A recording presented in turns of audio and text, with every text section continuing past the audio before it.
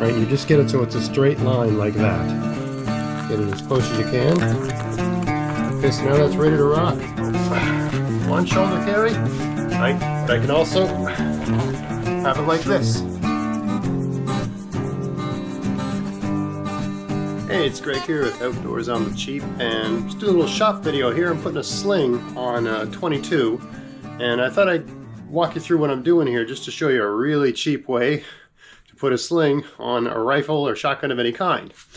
So I'm going out in the woods this morning, and this is a new 22 that one of my neighbors gave me, a Remington Nylon 66, great old semi-auto. Anyway, this one here, it loads through the back, right? But anyway, I'm using an inner tube to use as a gunsling, and all my firearms have an inner tube sling. I just love the way it feels. It stretches so you can put it over one shoulder, or you can put it right across your back if you're walking and you don't really need access to the firearm.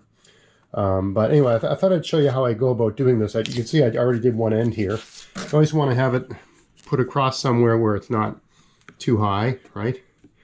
But this doesn't permanently alter the firearm, right? You can take it off, just cut it off, right? If you find it's losing its elasticity. But the first step is to just make sure that the tube is strong enough, isn't compromised. I found a lot of tubes have a section that's like this, and this is a very weak section of the tube. So you never want this part, whatever these lines are, you never want that as part of the length of the sling. Okay, but just to test that it's got enough, that the rubber's good enough to be a gunsling, let me show you what I do. So all I do is just stick it on the ground, stand on it, and just give it a stress test. Pull it, more than you'd normally pull it as a gunsling. You're going to put some, there's some situation where you might stretch it a bit. If you can handle doing that, like maybe pull it almost 50% of its elasticity. If it doesn't break, it should be fine. Now, I find for attaching it to the rifle, the right length, I'm going to tie it on down here, okay? But the right length is a length where you can wrap it around your hand once. So it's basically straight and tied on with it wrapped around your hand, right? So you can put something through it that's about the width of your hand, right? And you just get it so it's a straight line like that. And then it should have enough play in it, right? That you can get it over your shoulder or put it right across your chest and over your back. All right, I've determined that this is about right. So I'm just going to put a clamp on this so I can test it. With that clamp, you can see how it feels like this, right? I can test whether I can crank it over my hand. Actually, I think it needs to go a bit looser. So I'm going to add another 1.5 inches. I'm just using this little cheap dollar store clamp, right? You got to be careful. You don't trust it 100%, but that feels comfortable with my shoulder. And I can take my hand and go like that. It's a very comfortable way to carry it like that, right? Less hand fatigue because you can sort of, you're not doing a lot of work. So I think that's good, okay? So this is where I'm going to attach it, right? This is the length I want. All right, so to attach it on, all you do is use electrical tape, right? Get it as close, oh, I got upside down there. Get it as close as you can. Right. Wrap her around. And this doesn't matter if you don't do a lot of walking, but if you're doing a lot of walking with a firearm, it's handy to have a sling like this. Or if you're checking snares, I like just to sling the thing around my back, so I don't have to keep setting it down and picking it back up. Right? So I mean, this looks a bit awkward because I wouldn't normally do it like this. I'm using the camera, trying to get this on camera. You sort of want to pull it down tight so it's nice and snug around here as you're wrapping the tape around, right? Then you bring the tape down. Don't worry about using too much tape for this, right? Get it nice, squeeze it together nice and tight. Right? I mean, a roll of tape costs $1 at the dollar store, so they don't cost much. So you can use lots of tape, right?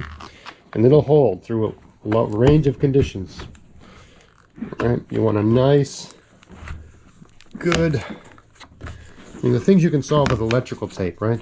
Is there anything you can't, any problem you can't solve with electrical tape? And put her around a couple times there, and cut her off.